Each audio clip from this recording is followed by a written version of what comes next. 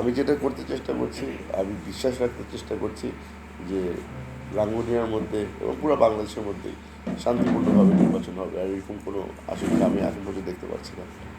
আপনাদের সকলকে ধন্যবাদ জানাচ্ছি এখানে আসার জন্য। আম, গতকাল রাত থেকে আমি সোশ্যাল মিডিয়ার মাধ্যমে দেখতে পাচ্ছি যে গতকালকে একটি ওরসে পৌরসভায় একজন ব্যক্তি আমাদের রাঙ্গুনিয়ার নির্বাচনী প্রার্থীর বিরুদ্ধে খারাপ আচরণ করেছে এবং তারপর দেখলাম যে কিছু মিছিলও বের হয়েছে প্রতিবাদে। যেই ব্যক্তির সাথে খারাপ আচরণ করা হয়েছে, মোহাম্মদ ইকবাল সাহেব, উনি একজন সম্মানিত ব্যক্তিগণ, আর আমি এই ঘটনার তীব্র নিন্দা জানাচ্ছি।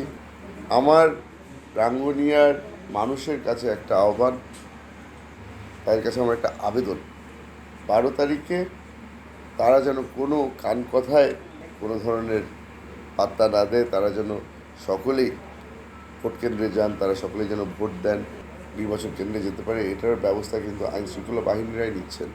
আর আমাদেরকে বলা হয়েছে যেখানে যেখানে আমাদের হিন্দু ভাইয়েরা বোনেরা থাকেন সেই এরিয়াগুলোর মধ্যে কিন্তু আর্মি সেনা ক্যাম্প অলরেডি করে রেখেছে।